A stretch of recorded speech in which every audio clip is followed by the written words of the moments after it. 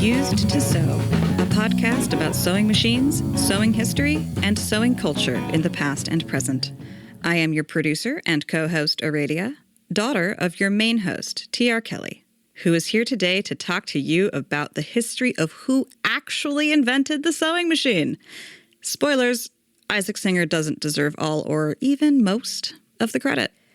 TR is going to be reading excerpts from an essay titled Sewing Revolution, the Machine That Changed America, which is linked in full in the show notes. Because why reinvent the flywheel? And speaking of things that get reinvented, did you know that thread itself had to be reimagined once sewing machines were finally figured out? We wanted to cover this story in such depth because it touches on all three of our big pillars for making this podcast: social history, sales, and fast fashion. Half a century before cars, before sweatshops, and before the cult of domesticity had completely rewritten our collective memory of the 19th century, a network of poorly educated but mechanically gifted men had to figure out how to get a machine to replace the 2,000-year-old tradition of hand sewing. In addition to the early machines themselves being loud and prone to breakage, the relationships between these men was similarly janky. We're even going to side quest a bit into some pretty intense patent wars along the way. The number of changes to our world since then is an endless rabbit hole we will continue to explore as these episodes go by.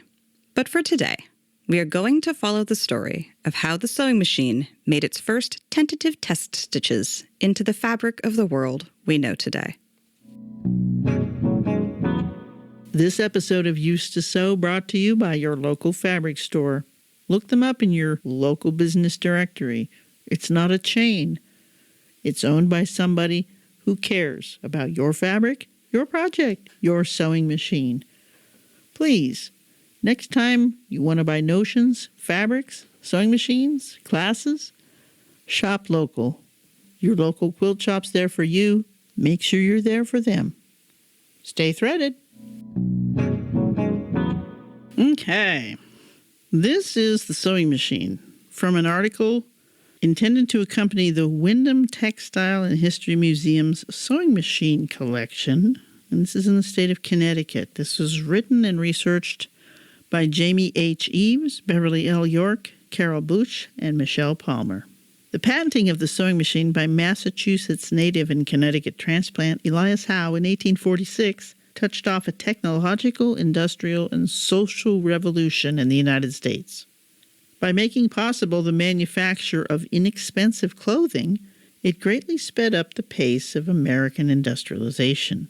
By changing the way that clothing was manufactured, it spelled the end of cottage industry and ushered in the age of the sweatshop.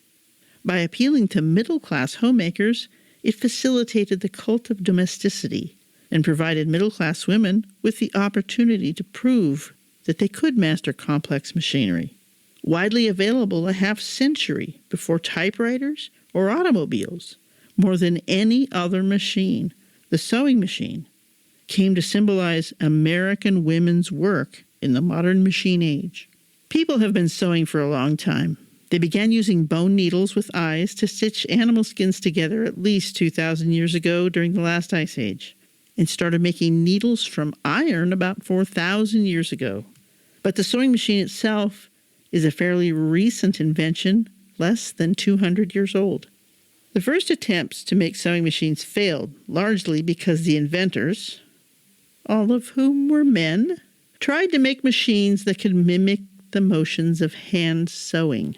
Early attempts at sewing machines used only one strand of thread, and needles with eyes on the blunt ends were pushed completely through the cloth, grabbed by a clamp, and pushed back through again. Good idea, but such motions proved too complex for 18th and early 19th century technology. Barthélemy Timonier, I don't know how to say that. He's a French dude. The breakthrough came in 1830 when this French dude, Barthélemy, invented an embroidery machine that employed a modified traditional hooked embroidery needle with the hook at the point to sew a chain stitch. This machine basically failed, and a bunch of tailors smashed it all up because they were worried about the jobs. Francois, they're going to take my job. Okay, 4 years later, in 1834, other side of the big pond, Walter Hunt, an eccentric New York City mechanic, designed a crude sewing machine that employed not one but two strands of thread. An upper strand carried by a curved needle with its eye in the pointed end, and a lower strand of thread in a shuttle designed to make a chain stitch. Hunt made many crucial breakthroughs, but his sewing machine did not work well. The vertical design was clunky. There was no automatic feed. Hunt set it aside to tinker with later and never bothered to patent it. Oh, that's important. Remember that. Okay, next, Elias Howe. Like Hunt, Elias Howe was a mechanic and tinkerer with little in the way of a formal education. Howe's father was a farmer, but he had relatives in business who would later invest in Elias's invention. Traditional New England agriculture was in decline in the early 1800s, and life on a hard-scrabble farm would have been difficult. A sickly child, Elias had little energy and walked with a cane. His father apprenticed him to a textile factory, but the work was exhausting, and he gave the job up. At age 18, Howe left home and moved to Cambridge, Massachusetts, to seek his fortune and easier work. Alas, he did not find life in Cambridge any easier. He apprenticed as a carding machine mechanic with his cousin Nathaniel Banks. But the work was predictably exhausting, and so the next year, 1838, Howe moved on to apprentice to R.E. Davis, a master mechanic who specialized in making chronometers and other precision instruments. It was while working for Davis that Howe first heard about sewing machines. Boston area mechanics were all talking about how to create such a machine, and there was a general belief that whoever could build a functioning sewing machine would make his fortune. Elias Howe worked for Davis and other mechanics sporadically while also working in his spare time trying to invent a sewing machine.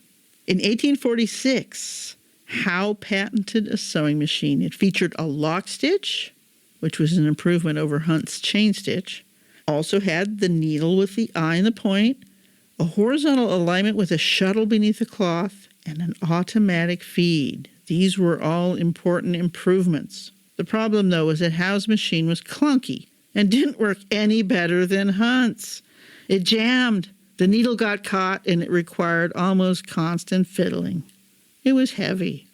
Howe sought to market it as an industrial machine and sell it to tailors and factories, which could afford to hire mechanics to constantly adjust and tinker with the machine to keep it mostly working. Most tailors, though, thought it was too expensive and not worth the trouble. They could hire hand sewers much cheaper. Without a ready market for his finicky sewing machine, Elias Howe and his older brother Amasa Howe went to England to seek financing. Neither succeeded. Elias returned to the United States in 1849, settling in Connecticut. His wife, who had worked to support him, died the next year. Things were dire. Thus, as of 1850, Howe had a patent for a sewing machine that did not really work and which nobody wanted. He had no money, and he was still sickly. Even worse, other mechanics were starting to make sewing machines, some of which worked better than his. Isaac Singer. One of those mechanics was Isaac Singer, who was, like Hunt and Howe, a mechanic, although with even less training. He was also an actor, but not a good one. Singer was also aggressive, loudmouthed, a bully, a serial liar, and completely self-absorbed. In short, he was a sociopath. During his lifetime, Singer had several wives and mistresses. Most of his marriages were illegal, as he neglected to get divorces from his earlier wives. He fathered at least 24 children. Singer left home early. Finding his way to Ohio, he worked for a while with a company that was building a canal, and he invented and patented a rock drill and sold the rights to his employer for $2,000, about $50,000 in today's money. He then blew this windfall, creating an acting troupe with himself as the lead actor. While doing this, he abandoned his first wife and took up with his second. The acting troupe failed. At age 38, Singer moved in with his second wife and their 8 children to New York, where he rented a shop and set to work trying to invent a woodblock cutting machine for use in typesetting.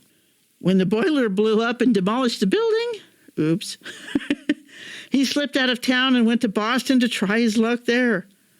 It was in Boston that Singer heard about attempts to invent a sewing machine. Singer repeatedly formed relationships with both men and women whom he could bully. In Boston, he teamed up with a well-meaning but weak-willed mechanic, Orson Phelps, who owned his own machine shop. He bullied Phelps into doing much of the work.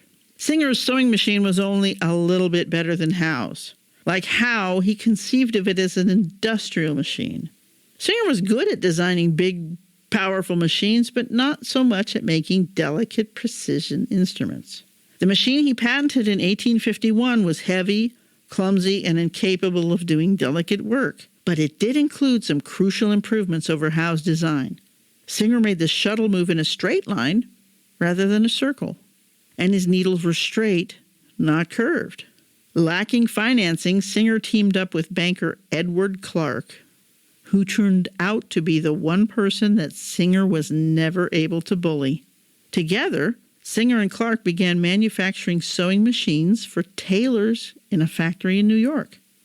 The market turned out to be limited, however, as Howe had already discovered tailors were not interested in big, noisy, clunky machines that needed constant tinkering. It was cheaper for them to hire hand sewers. Singer and Clark only sold a few machines. By 1850, several mechanics, Hunt, Howe, Singer, and a few others, had developed sewing machines, but none of them worked well. Enter Allen Wilson.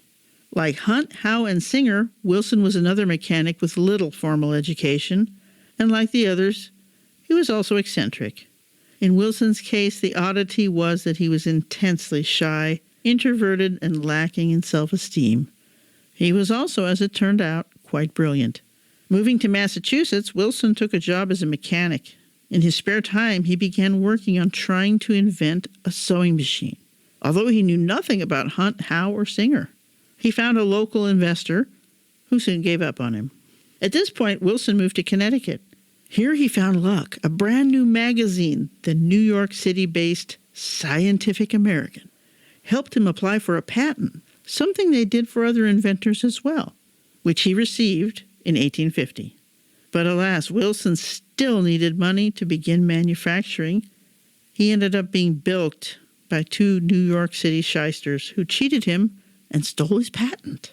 Desperate for work and with a family to support, Wilson gave up trying to invent a sewing machine and took a job as a mechanic with a Connecticut-based manufacturer, Nathaniel Wheeler, who owned a machine shop in Watertown, Connecticut. Wheeler, too, was unusual.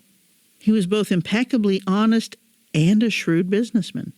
When Wheeler discovered who his new employee was, he talked Wilson into going back to tinkering with sewing machines. Wilson worked out the last remaining practical problems, patented his improvements, and built something that Hunt, Howe, and Singer had not, a sewing machine that actually worked. The two men founded Wheeler and Wilson, a partnership, in 1852 in Watertown, Connecticut. Wheeler supplied the capital, and Wilson supplied the engineering know-how and his patents for the rotary hook and the four-motion feed. By the 1870s, it was one of the world's largest manufacturers of sewing machines, second only to Singer. The Singer Company bought out Wheeler and Wilson in 1908, long after all the original principals had passed away.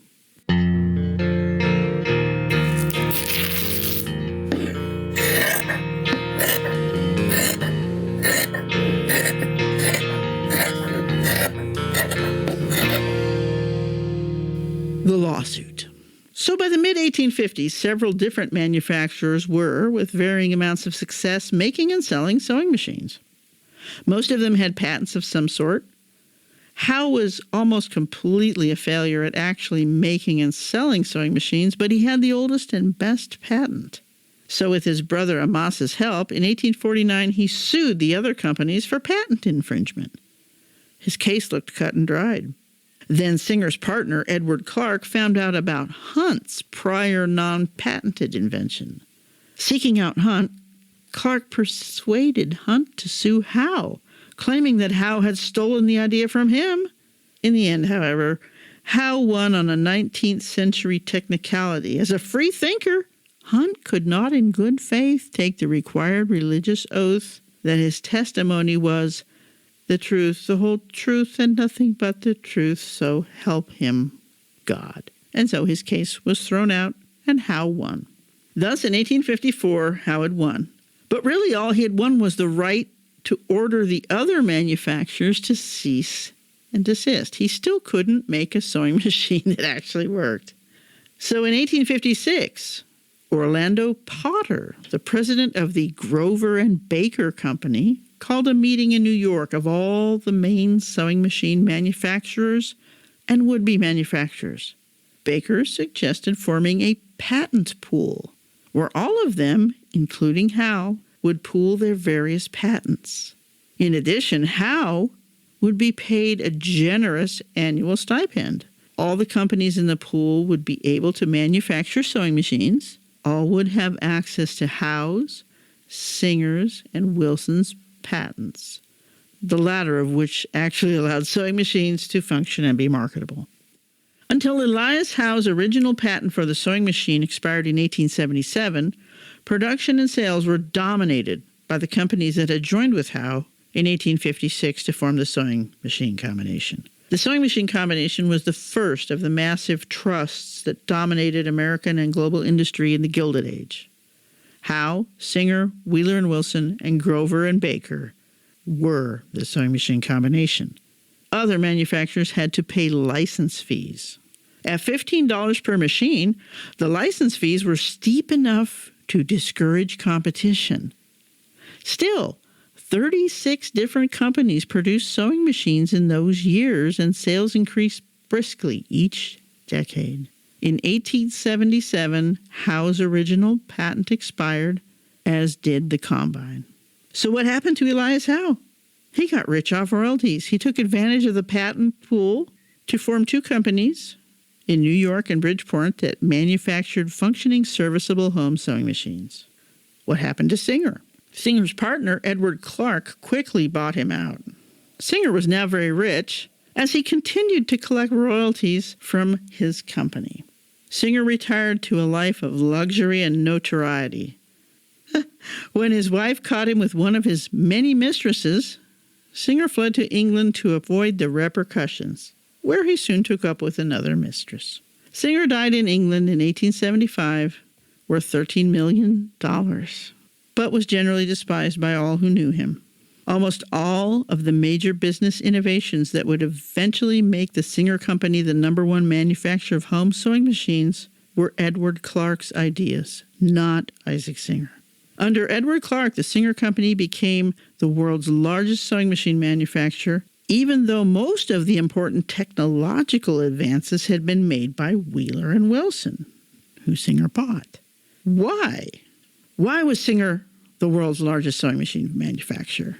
There are several reasons. In 1856, the company began making home sewing machines. At $100 a machine, $2,700 in today's money, these were expensive.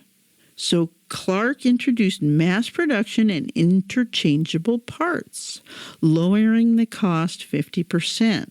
Eventually, the company was able to sell a new home sewing machine for $10, $273 in today's money.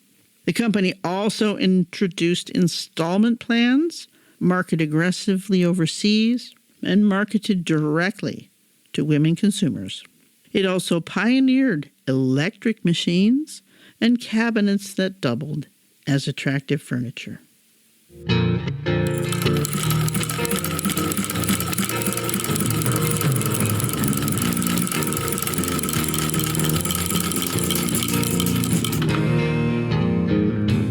The Willimantic Linen Company and the sewing machine. The invention and perfection of the sewing machine in the 1840s and 50s vastly increased the market for smooth, sturdy, and uniform factory-made thread. Hand-spun thread was too weak and irregular for the new machines. In 1864, in Willimantic, Connecticut, the Willimantic Linen Company erected a massive new mill expressly for manufacturing sewing machine thread. According to an 1880 article about the Willimantic Linen Company and Scribner's Monthly, while hand sewing as a matter of convenience and ease called for an even thread, the introduction of very widespread use of the sewing machine has called for some of the same qualities as even more essential. Sewing machines now take 90% of the thread that is made, and in order to do their own work, these automatic seamstresses must be satisfied or they will summarily strike, meaning jam up. It was just as sewing machines began to come into use that the manufacture of Willimantic thread on an extensive scale began. And the whole bent of the business there has been to supply a proper thread for machine use, since any thread that suits a machine suits anything.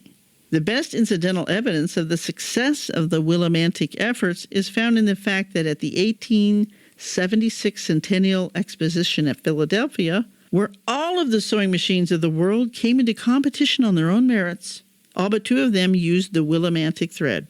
To make sure that its product was strong enough, the Willimantic Linen Company twisted 6 strands of spun thread together into a single strand of 6-cord sewing machine thread. The company wound the thread onto both wooden spools and paper bobbins, the latter of which were sold primarily to sweatshops for use in industrial-sized sewing machines. The company advertised its thread as the best thread for sewing machines. By the 1890s, thanks to the heavy demand for sewing machine thread, the Willimantic Linen Company was a financial success and one of the largest thread mills in the world.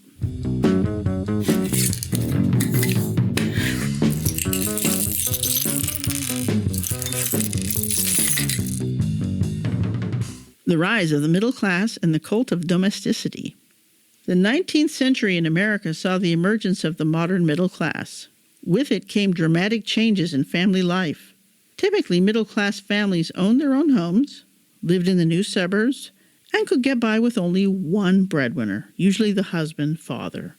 Unlike working-class and agricultural families where the wife, mother, almost always contributed to the family economy by earning wages or laboring on the farm, in middle-class families, the wife mother was usually also a full-time homemaker, primarily responsible for preparing meals, making and mending clothes, cleaning the home, and caring for the children.